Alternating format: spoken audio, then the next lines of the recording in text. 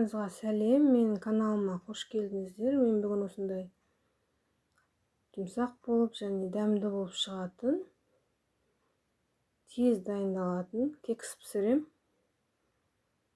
Салу жолын білгілеріңіз келсе, видеомды соңына дейін қараңыздар.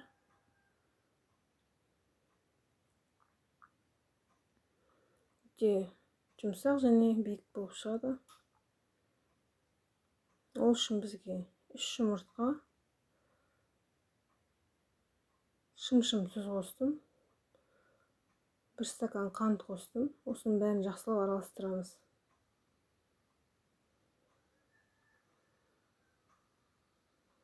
Жүз грамм ерітілген сары май қостым.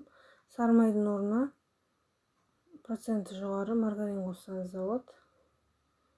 1 стакан бөлме температурасындағы сүт қостым. Бәрін жақсылап араластырамыз. Одан кейін 300 грамм ұнға 2 шай қасық разрыхлительді қосып араластырып аламыз бірінші. Енді сұйық массамызға сол ұнды бөліп қосамыз. Бәрін бірден қосуға болмайды.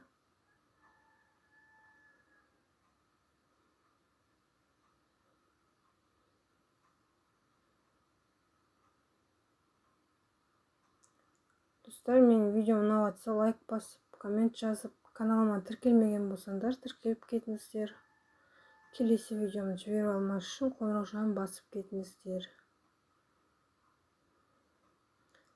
Тестін екіге бөлеміз. Bir бөлігіне 2 ас қасық какао қосамыз. Екінші бөлігі ақ болады. Үстіп бөліп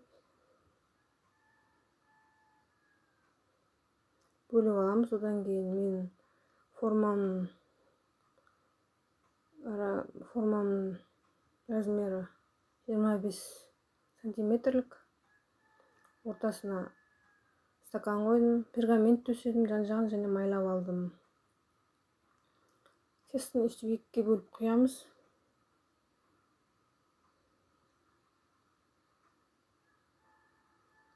Толық рецепт описаниеда болады.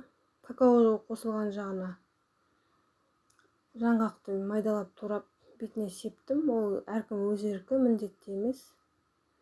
Ақ жағына смородина, қарақат қойдым бет жағына. Менде замороженный смородина.